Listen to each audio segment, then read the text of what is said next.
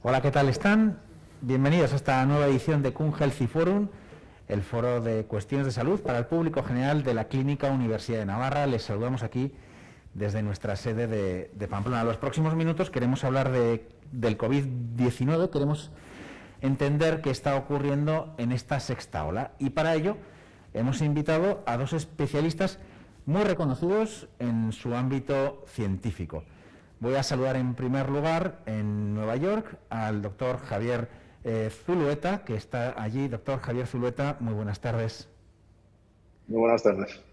El doctor Javier Zulueta es el director de Neumología, Cuidados Críticos y Medicina del Sueño en el Hospital Mount Sinai de Nueva York, en su sede de Morningside, y también es catedrático de su Facultad de Medicina de Icahn School of Medicine. Y tenemos que decir también que el doctor Zulueta era hasta hace un año el director del servicio de neumología de la Clínica Universidad de Navarra. En esta clínica ha trabajado más de 20 años.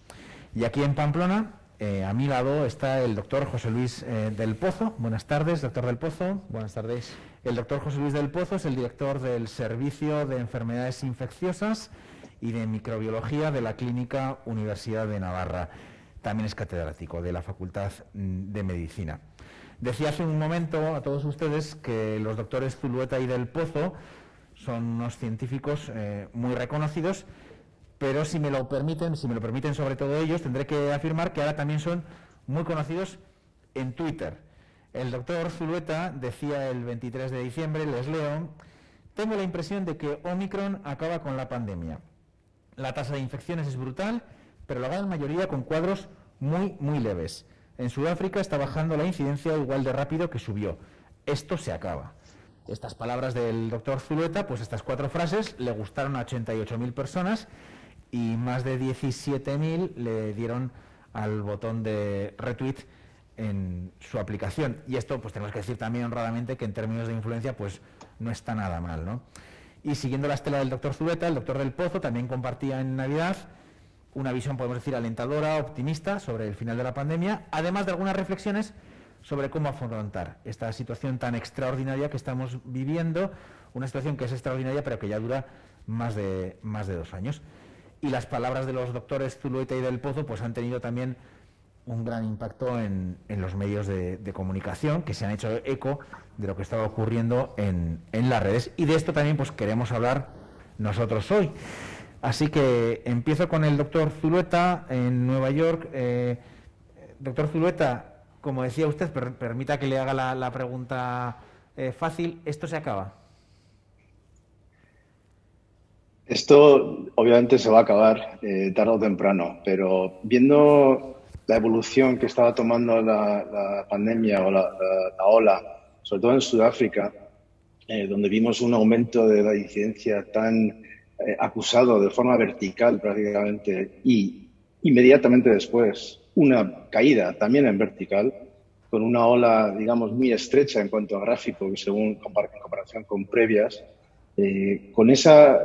Viendo eso y habiendo oído durante mucho tiempo a mis expertos de referencia, como el José Luis del Pozo, microbiólogos y virólogos, que nos dicen que los virus van mutando para convertirse en menos letales y más transmisibles, que es lo que está ocurriendo con Omicron, para así poder sobrevivir al virus, pero de otra forma producir una enfermedad menos grave, como estamos viendo clínicamente. Con nuestra experiencia, que ya desgraciadamente tenemos una experiencia de 2 años, hemos visto que la enfermedad que produce en general, y subrayo lo de en general, porque hay enfermedades graves, pero en general son cuadros más leves. Eso me llevó a hacer esta reflexión que efectivamente ha sido acogida por mucha gente, yo creo, porque también hay necesidad, ¿no?, de oír una noticia positiva.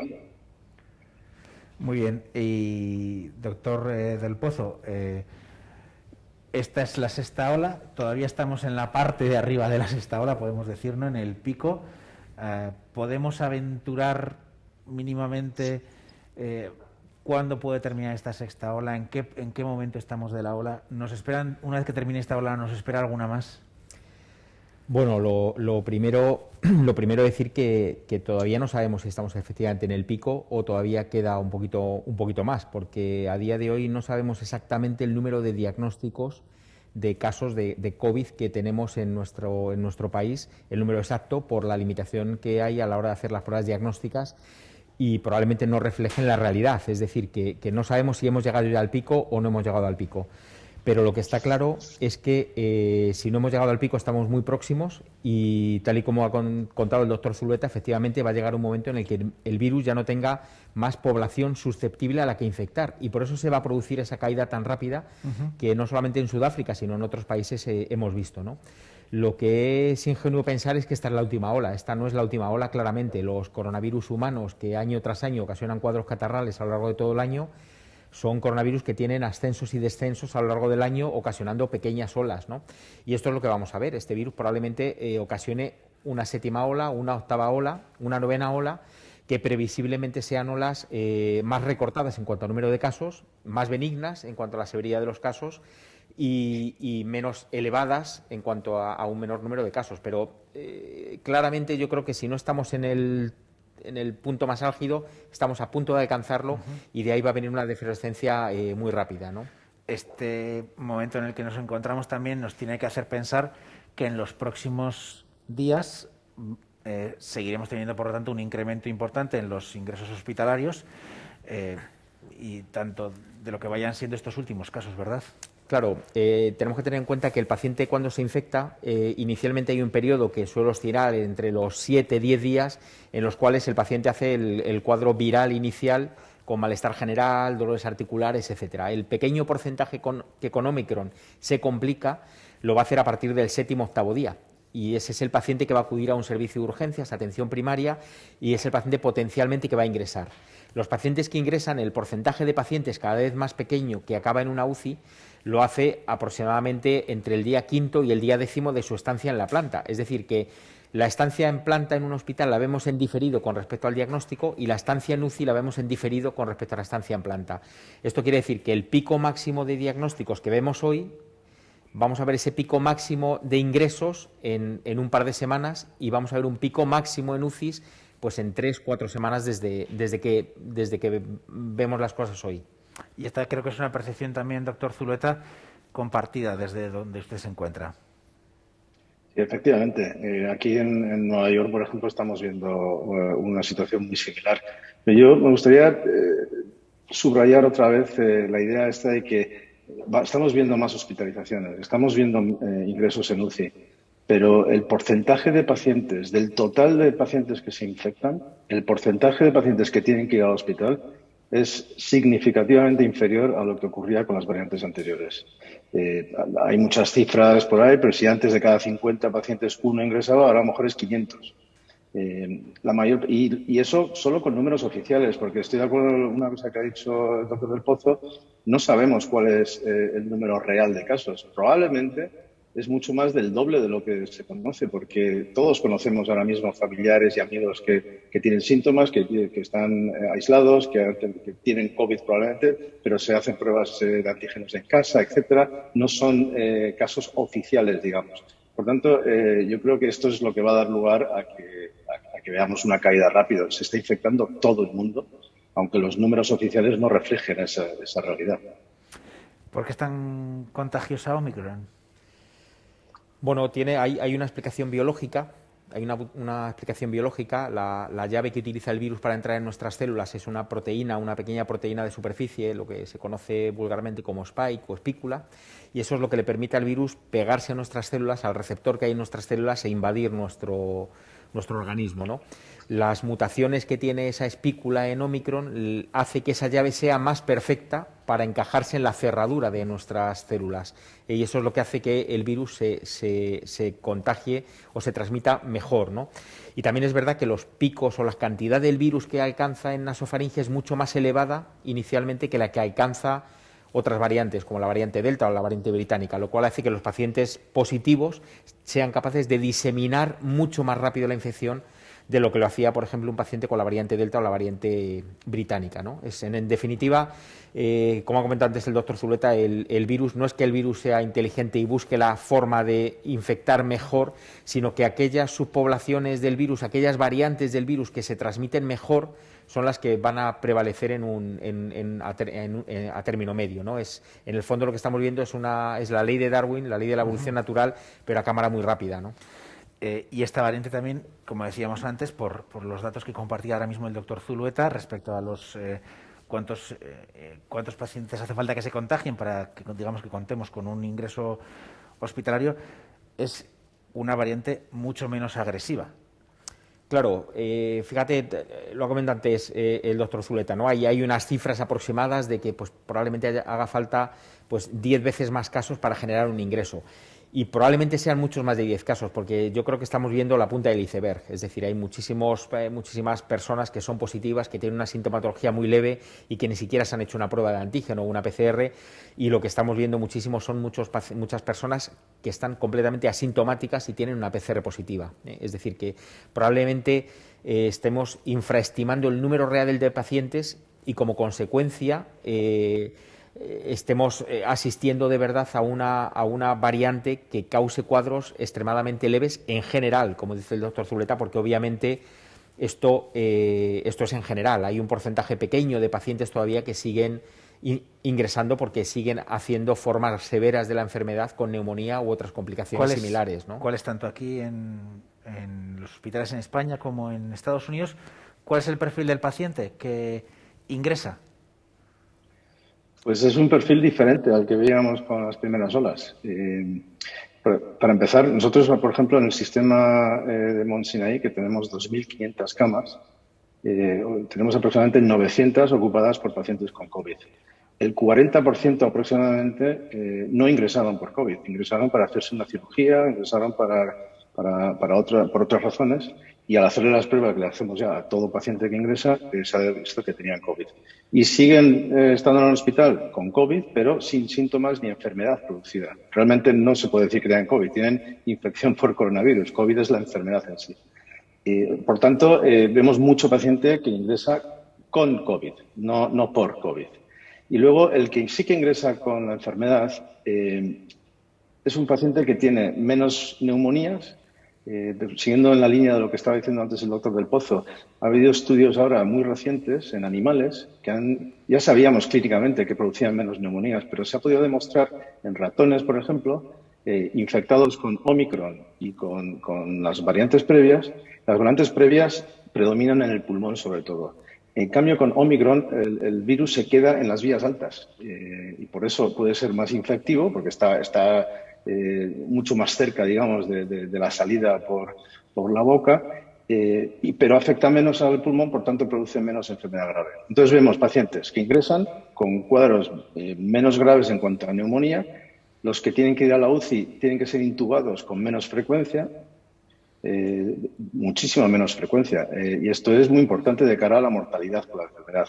Y esto, si vemos las curvas de incidencia comparado con las curvas de mortalidad, en países como Sudáfrica, en Gran Bretaña, en España, la mortalidad apenas está subiendo a pesar del incremento tan alto de la incidencia.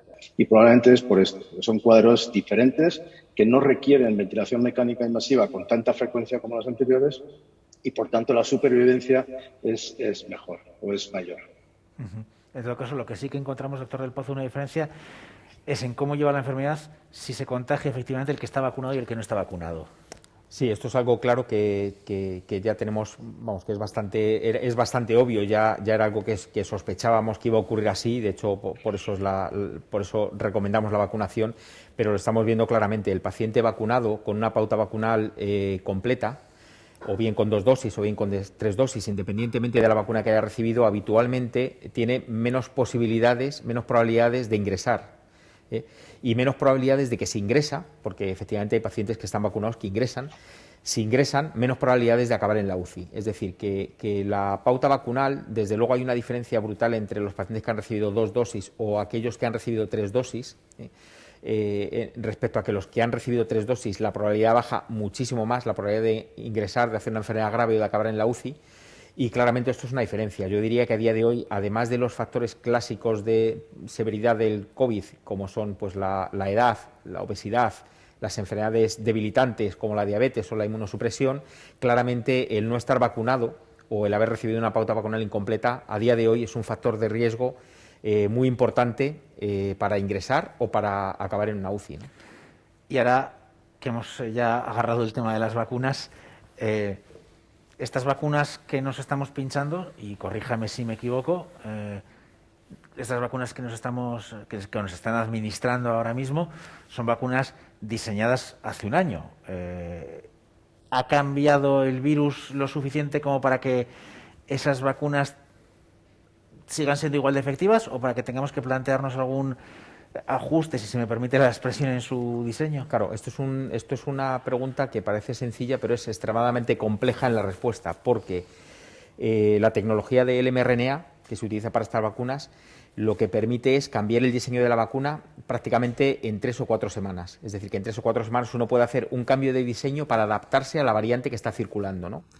Y a partir de ese cambio empezar el proceso de fabricación masiva de vacunas, ¿no? Y esto no se ha producido, porque la vacuna que nos estamos poniendo ahora, la tercera dosis, es la misma, está hecha con la variante original de Wuhan, ¿no? Es decir, que es la vacuna que correspondería a ese virus primigenio, ¿no? Ahora mismo ya han surgido variantes que son diferentes. No quiere decir que estas vacunas no sirvan, pero probablemente hubiese sido mejor modificarlas un poquito, modificar ese libro de instrucciones para que se adapten mejor a la variante. Y aquí entra la complejidad, y la complejidad radica en que las compañías farmacéuticas, lógicamente, han invertido, aparte de los estados y organizaciones, mucho dinero en generar estas vacunas, y el problema está en que no ha habido un reparto equitativo de las vacunas, en tanto en cuanto países desarrollados hemos tenido la posibilidad de vacunarnos, países en vías de desarrollo no lo han tenido, y esto hace que como consecuencia pues se haya parado también el proceso de innovación o de desarrollo, de cambio de ese mRNA para adaptarse mejor a la vacuna, ¿no? Pero qué duda cabe que lo ideal sería el poder, y de hecho ya pues se está empezando a planear el hacerlo, el cambiar ese libro de instrucciones que se introduce con las vacunas para que se adapte mejor a la variante que está circulando, ¿no? A la variante mayoritaria, en este caso Omicron. Me puede responder cualquiera de los dos, también el doctor Zulueta. Nos pregunta el público que está asistiendo a este Kun Healthy Forum si realmente es necesaria la tercera dosis para quienes ya han pasado el virus. Sin duda. Y perdón que me adelante, José Luis, pero quería seguir un poco en la línea también de lo que tú acabas de decir.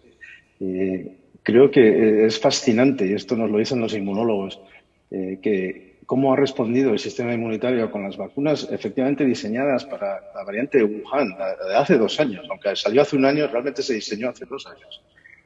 Y cómo sigue siendo muy efectiva contra Omicron, a pesar de que Omicron ha sufrido una cantidad de mutaciones que realmente es un virus casi completamente diferente a las iniciales. Pero el sistema inmunológico está respondiendo de una forma impresionante. Y la tercera dosis es lo que está siendo importante, porque es verdad que después de 6 meses, después de la segunda dosis, se ha visto una caída de la efectividad, pero una caída siguen evitando los ingresos en un 50%, que es muchísimo. Pero ahora con la tercera dosis se evitan los ingresos por Omicron en un 90%. Por tanto, la tercera dosis es fundamental. Y yo también quisiera subrayar una cosa, y es que ahora mismo estamos hablando de muchísimas muertes en el mundo, sin duda. Muchísimas. Los datos oficiales hablan de 5 millones, pero un estudio del Economist hace poco estima que a lo mejor estamos realmente cerca de los 17 a 20 millones de personas.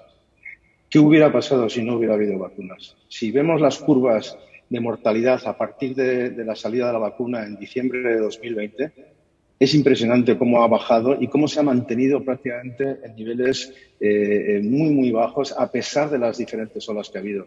Y eso sin duda ha sido gracias a las vacunas. Yo creo que la historia pondrá el desarrollo de estas vacunas en su sitio como uno de los hitos de la ciencia, de la historia de la ciencia, sin lugar a dudas. Y tenemos que asumir también que a partir de ahora, no sabemos si tal vez con una frecuencia anual nos tendremos que vacunar para prevenir esta enfermedad, igual que lo hacemos para, por ejemplo, la gripe. Aunque antes de comenzar este espacio lo comentábamos, no tenemos unas tasas de vacunación contra la gripe del 90 y pico % como en España. No, probablemente esta enfermedad es quitando las enfermedades de la infancia, donde las tasas vacunales, al menos en nuestro país, son muy elevadas. Esta es una vacuna que será de las que más cobertura vacunal ha alcanzado de las vacunas del adulto, como por ejemplo la vacuna de la gripe. Nada que ver, ni punto de comparación. La vacunación antigripal en España, pues casi probablemente no alcance ni a un 25% de las personas que deberían vacunarse, no de la población total, sino de las personas en riesgo, ¿no? Y esto es una diferencia. Y efectivamente yo creo que estamos ante un hito histórico en la historia de la medicina. Yo creo que muy parecido al descubrimiento de la penicilina, que marcó un antes y un después en el tratamiento de las enfermedades infecciosas. Y yo creo que esto es algo muy similar, ¿no?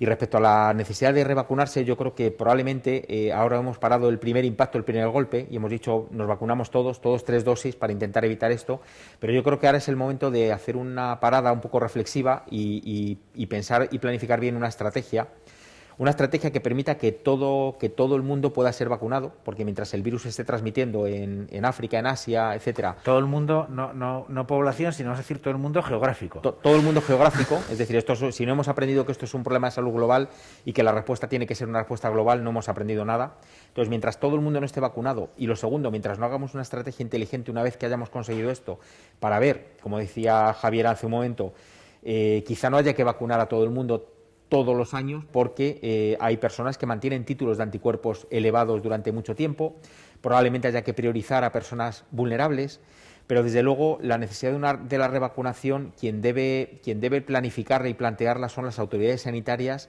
y en ningún caso las compañías farmacéuticas, ¿no? Porque han salido últimamente alguna noticia que alguna de las compañías farmacéuticas recomendaba una cuarta dosis, etcétera, y esto yo creo que quien debe recomendar la revacunación y la periodicidad y a quién se vacuna pues son las autoridades farmacéuticas y las agencias reguladoras, ¿no? La vacuna ha sido la gran forma que hemos tenido, la gran herramienta que hemos tenido para frenar el virus, pero hay otras formas, ¿no?, de atacar la enfermedad. Tenemos novedades en otros tratamientos. Si nos quiere contar desde primero el doctor Zulueta, ¿cree que vamos a poder contar con algunos otros medicamentos para afrontar el COVID? Sí, están saliendo medicamentos y le voy a dejar al doctor del Pozo que responda porque él es experto en tratamientos antivirales. Sí, pues efectivamente ya desde un inicio teníamos un fármaco como es el Remdesivir, el antiviral que hemos utilizado. Probablemente lo utilizásemos no todo lo bien del todo, no todo lo bien que debíamos haberlo usado porque no sabíamos, y parece que, como es lógico, este antiviral, donde ha demostrado realmente un beneficio, un impacto en la supervivencia, es cuando se utiliza de manera muy, muy, muy precoz, no cuando el paciente ya ha llegado al hospital, sino antes, ¿no?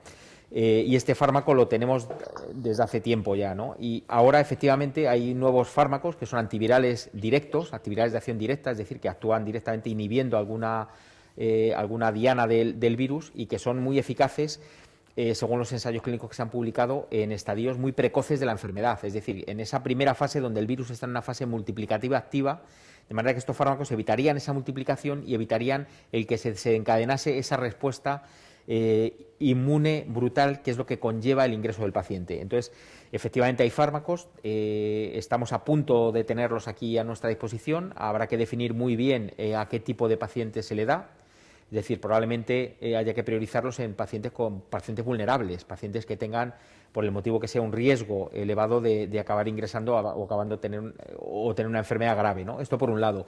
Y luego, por otro lado, hay otra serie hay otros fármacos que son anticuerpos monoclonales, que son anticuerpos que hay unos cuantos anticuerpos que son eficaces y que sirven también para bloquear al virus, para que sea incapaz y que se pueden utilizar incluso no en tratamiento, sino en profilaxis, en prevención, ¿no?, para prevenir la entrada del virus. El problema de estos anticuerpos monoclonales es que son tan específicos que no valen para todas las variantes. De todos los que teníamos hasta ahora, solamente hay uno que es eficaz frente a Omicron, ¿no? Yo creo que el papel de estos anticuerpos monoclonales es un poco más secundario con respecto a los fármacos antivirales directos, que son más atractivos, ¿no? Pero qué duda cabe que yo desde luego comparto de nuevo la opinión de Javier, que esto lo estamos viendo como normal, el hecho de que en el mes de noviembre del año 2019 nadie supiese absolutamente nada sobre SARS-CoV-2 y, como tú has dicho antes, Miguel, 2 años después es el microorganismo sobre el que más se ha publicado a nivel científico. Hay varias vacunas activas eficaces, hay fármacos antivirales que se pueden utilizar para esta enfermedad, hay anticuerpos monoclonales, se ha trabajado muchísimo en métodos diagnósticos novedosos. Es decir, se ha producido un avance impensable, yo creo, hace 30, 40 años esto era totalmente impensable, ¿no? Todo el mundo lo vemos como algo normal, pero desde luego es algo totalmente excepcional lo que hemos logrado aprender sobre este virus y cómo hemos logrado enfrentar pues este reto que hemos tenido todos los, no solamente los sanitarios, sino pues el resto de personas que han trabajado de una manera o de otra en el desarrollo de estos fármacos o conocimiento del virus, y es algo que es realmente excepcional, ¿no? José Luis, además, perdona, Miguel. No, por supuesto. Es que según hablaba José Luis, me estaba yendo a principios del año 2021, cuando empezamos perdón, 2020, cuando empezamos con la primera ola y cómo en la clínica Universidad de Navarra creamos de forma espontánea entre José Luis, nuestro colega, el doctor Quiroga, director de Medicina Interna, y yo de Neumología, creamos un departamento porque el hospital se paró, como todos los demás hospitales de España y del mundo prácticamente, y se dedicó exclusivamente al COVID. Y no sabíamos nada. No sabíamos nada, no teníamos tratamientos, no sabíamos, por supuesto, evitábamos tratamientos como corticoides, por ejemplo, porque nos daba miedo por las informaciones que teníamos previas. Estábamos completamente tratando pacientes prácticamente a ciegas. ¿Cómo ha cambiado desde ese momento hasta ahora el tratamiento del COVID? Es realmente los avances científicos que han ocurrido son impresionantes. La gente, muchos investigadores han dejado de hacer sus investigaciones habituales en otras enfermedades para dedicarse al COVID. Y gracias a esto el avance ha sido tan espectacular que realmente haber vivido esto es una cosa que a mí todavía, cuando a veces me paro a reflexionar sobre lo que ha pasado, uno no cabe, o sea, uno no se lo puede creer. Sí, en este sentido, fíjate que Javier, yo quería hacer también aquí una reflexión sobre esto, ¿no? Y es el pensar y darnos cuenta de que la humanidad ha tenido un reto con este virus. Ha habido una inyección económica, por ejemplo, para el desarrollo de las vacunas, y en un tiempo récord pues se ha conseguido avanzar tanto todo lo que nos has contado, todo lo que hemos visto, se ha avanzado en un tiempo récord, ¿no? Y esto yo creo que lo que debería enseñarnos es que hay otras enfermedades que son azotes de la humanidad y que no vemos todos los días en el telediario, como por ejemplo la malaria, la tuberculosis, el SIDA en África, otras enfermedades desatendidas y que probablemente no, pues también seamos capaces de solucionarlas aportando un poquito más de, fundamentalmente, dinero, que es lo que al final hace falta, porque el dinero consigue medios y consigue manos para trabajar en la erradicación de estas otras enfermedades que a día de hoy siguen siendo pues un azote en determinadas zonas del mundo. Es decir, que yo creo que esto también es una enseñanza que tenemos que sacar, ¿no? Y leía el otro día con alegría el hecho de que, utilizando prácticamente la misma base de la vacuna para el SARS-CoV-2, se está diseñando una vacuna para la malaria, ¿no? Utilizando esta tecnología del mRNA. Es decir, que esto también nos debe ayudar a entender y a darnos cuenta de que en el siglo XXI, cuando estamos, pues hay que dedicar más esfuerzo económico por parte de las instituciones y por parte de quien tiene quien hace ese reparto del dinero, porque claramente podríamos estar muchísimo mejor a nivel global de lo que estamos, ¿no?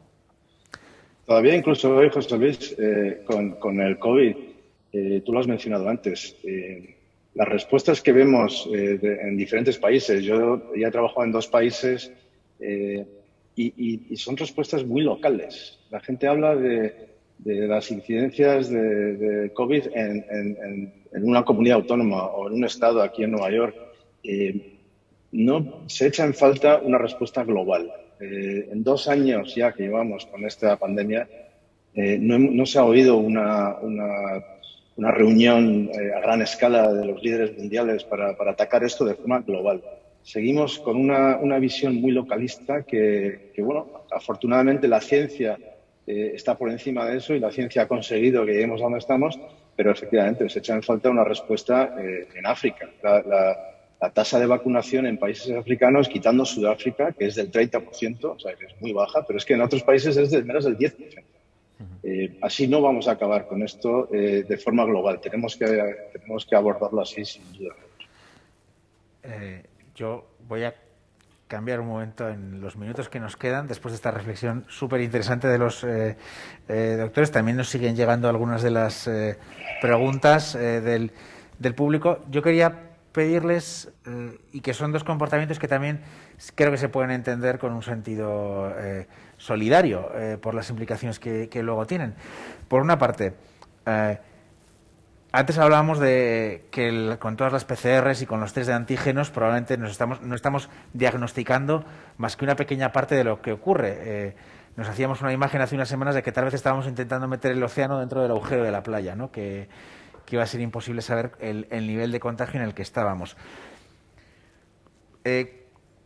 Ahora tenemos todos a nuestro alcance, y desde esta tarde también tenemos la noticia en nuestro país de que se ha intervenido el precio de los antígenos por menos de 3 euros. Cualquier persona puede comprar un antígeno en una farmacia. ¿Cuál es la recomendación del uso razonable de esta herramienta que tenemos todos a nuestro alcance? Como tenemos las mascarillas ya, ¿no? O el gel hidroalcohólico.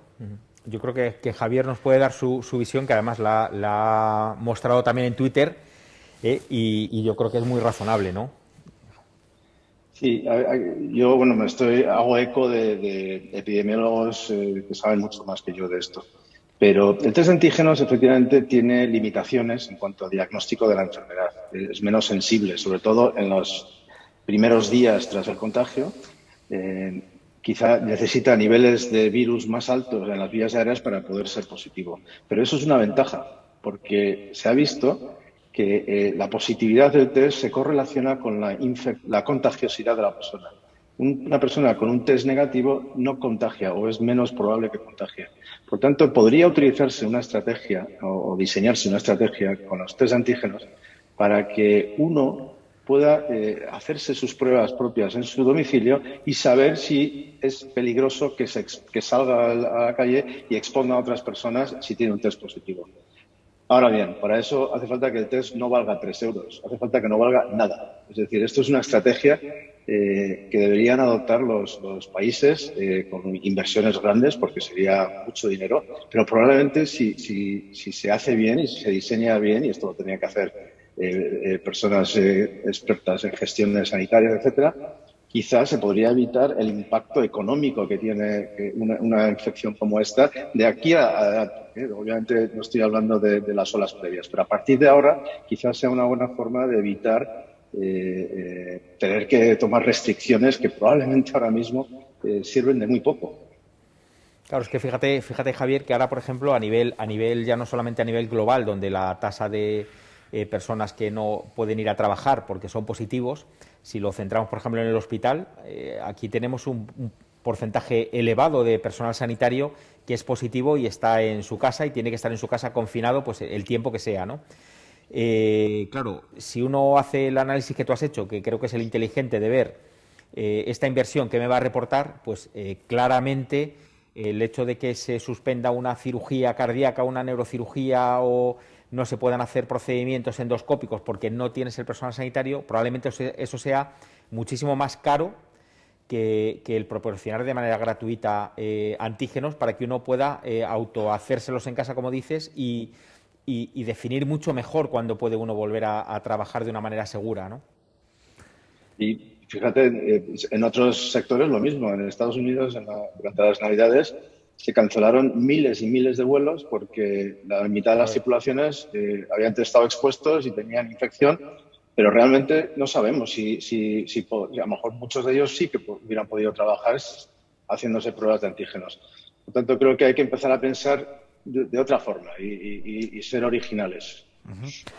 Seguro que en el caso de ambos tienen algún familiar y amigos contagiados, entonces, y que en esta última ola han enfermado. ¿Cuáles son las mejores recomendaciones para cuidarse y, como se dice también, para autocuidarse si me encuentro con que soy positivo? Bueno, yo empezaría primero por las precauciones, las precauciones que uno debe tomar tienen que ir relacionadas con la carga de enfermedad en la sociedad. Es decir, uno no tiene que tomar las mismas precauciones pues ahora, donde estamos en el pico máximo de incidencia, que durante el verano, donde los casos eran, no voy a decir anecdóticos, pero eran mucho menos. Es decir, que las medidas de prevención tienen que ir parejas al grado o a la posibilidad de contagiarse, ¿no? Entonces, claro, esto ahora ya han pasado las Navidades, el tiempo de reunión, etcétera, pero probablemente en ese momento las precauciones debían haber ido encaminadas a evitar las reuniones familiares y las reuniones con amistades, porque eso, aunque al final nos vamos a acabar contagiando todos, pero eso hubiese ralentizado la ola y hubiese permitido un respiro al sistema sanitario, ¿no? ¿Cuáles son las medidas más importantes ahora y en general? Bueno, pues claramente hay una, que es la mascarilla. La transmisión por aerosoles ha costado muchísimo que incluso la OMS la aceptase, pero es la medida más eficaz a día de hoy es la mascarilla. La mascarilla claramente reduce muchísimo las probabilidades de tanto contagiar a alguien como de que tú te contagies. Y lo segundo es algo que sabiendo esto, parece mentira que sigamos insistiendo tantísimo en el lavado de manos y limpieza de superficies, cuando sabemos que eso impacta. Por supuesto que impacta, pero relativamente menos que, por ejemplo, garantizar la calidad del aire, ¿no? Es decir, deberíamos estar, igual que hemos tenido hidrogeles alcohólicos por todas partes, lavado de manos, campañas, etcétera, pues debíamos haber invertido mucho más en el control de aire, medidores de partículas de CO2, mejora de los sistemas de ventilación, filtros, etcétera. Es decir, yo creo que a día de hoy sabemos que el aerosol es clave en la transmisión y ahí es donde tenemos que poner todo el cuidado, ¿no, Javier? Y sí, doctor Zulueta, y si alguien enferma ahora, ¿usted qué recomendación le da al que enferma? Y supongo que en función de sus síntomas, claro, pero ¿qué es lo más prudente que uno puede hacer si se encuentra enfermo por coronavirus ahora? La mayor parte de las personas que enferman ahora lo pueden pasar en sus domicilios con cuidados sintomáticos, pues los típicos para bajar la fiebre o para los dolores de músculos que se puedan tener. Es decir, poca cosa activa. Teniendo en cuenta lo más importante, yo creo, es más que lo que se puede hacer por el paciente, que se va a recuperar, es que esa persona proteja a su entorno que sea vulnerable. Yo creo que estamos llegando a un punto en el que tenemos que pensar más en las personas vulnerables, las personas inmunodeprimidas, las personas mayores con otras comorbilidades, nuestros abuelos, etcétera, que no en nosotros mismos, porque la verdad es que las probabilidades de que la enfermedad produzca algo grave en uno mismo, ahora mismo, si uno está vacunado, etcétera, es menor. Y en todo caso es evidente, como bien decía, que entre los no vacunados seguimos viendo casos de personas ingresadas. Nosotros estamos terminando ya el tiempo que teníamos para este espacio. Nos preguntaba también por el público ahora, aunque el doctor del Pozo lo respondía, de que dice, ¿por qué no nos contagiamos todos a la vez? No, bueno, porque no nos podemos permitir contagiarnos todos a la vez, claro, por lo que esto supone para el sistema. Y una noticia y una pregunta que también es interesante que ha llegado, sobre la que creo que es importante dar una respuesta contundente, es la vacunación de los niños. Bueno, la vacunación de los niños se puede responder de manera rápida o de manera un poquito más larga, ¿no? La respuesta rápida es: yo tengo 3 hijos y los 3 están vacunados, ¿no? La mayor con 2 dosis, los 2 pequeños esperando a la segunda dosis, ¿no? Esa es la respuesta rápida, ¿no? Rápida y basada también en que, bueno, aparte de que me dedico a COVID y a ver pacientes COVID, pues me he leído todos los ensayos y todos los datos que hay relativos a la vacunación en niños, ¿no? Y cada vez tenemos más datos, ¿no? Y tenemos datos que avalan la seguridad de esta vacuna en niños, ¿no? Con millones de vacunas administradas en todo el mundo, ¿no? Por supuesto que una vacuna nunca es inocua, pero es que tampoco son inocuas el resto de vacunas que ponemos en la infancia, ni la triple vírica, que tiene virus atenuado del sarampión, por ejemplo, ni otras vacunas que utilizamos en la edad adulta, como la de la fiebre amarilla, que nos estamos poniendo un virus atenuado, ¿no? Entonces, ¿qué duda cabe? Que las vacunas en niños claramente son seguras. El otro lado, el otro platillo de la balanza es si son eficaces, en el sentido de ¿qué es mejor? ¿Que mi hijo se contagie y haga inmunidad por el virus o que haga inmunidad por la vacuna y se contagie después? Bueno, pues a día de hoy la mejor opción de todas sigue siendo intentar no infectarse. Esa es la mejor opción. Y la segunda mejor opción es, si uno se va a infectar, que por lo menos tenga una pauta adecuada de vacunación previa. Y en los niños ocurre lo mismo, es decir, la probabilidad que tiene un niño de tener un evento grave si se infecta por el coronavirus, por Omicron, pues es de menos del 0,1%, es decir, prácticamente nada. Uno podría pensar, bueno, pues es que, claro, las probabilidades que hay de que ocurra un evento adverso grave por la infección son muy bajitas. Sí, eso es verdad.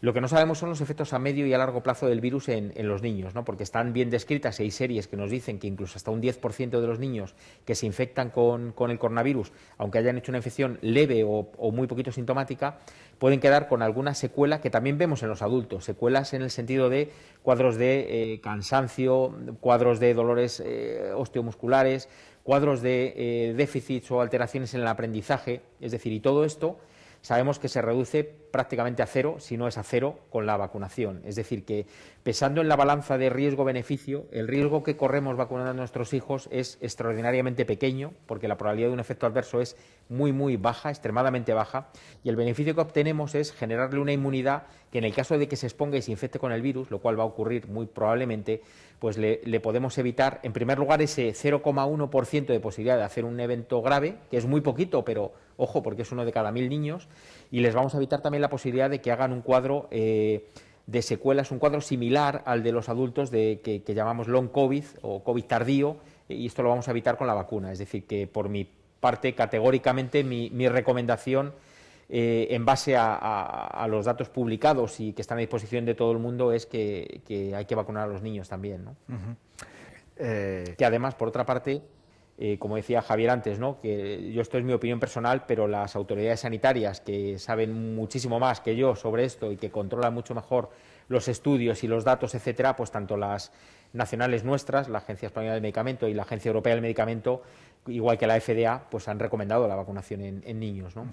Y respóndame, quien quiera, doctor Zulueta también, ¿son suficientes 7 días de aislamiento? Nos lo estaban preguntando también con insistencia. La media de contagiosidad probablemente es alrededor de 5 días después de iniciados síntomas, pero eso es una media. Entonces, si no hacemos, por eso vuelvo al tema de los test de antígenos, una forma de saber que uno ya puede sin duda salir con seguridad sería hacerse test de antígenos y ser negativo. Obviamente, con 5 días, o 6 días o 7 días de aislamiento, reducimos muchísimo el porcentaje o el riesgo de que una persona contagie después. Pero exactamente cuántos días sería 100% seguro, hoy por hoy no se sabe del todo. 7 días probablemente es seguro, pero bueno, quizá José Luis tenga algo que añadir a eso. Bueno, es lo que tú decías, Javier, esto es una media, es decir, la medicina no son matemáticas y obviamente si queremos y hay que tener un equilibrio entre la seguridad para los demás, es decir, el evitar que una persona infectada contagie a otros. Si queremos ser muy seguros, pues tendremos que confinar, yo diría que incluso más de 14 días, porque hay descritos casos en los que el paciente sigue siendo infectivo después, pero eso va a tener un lastre económico y social muy potente.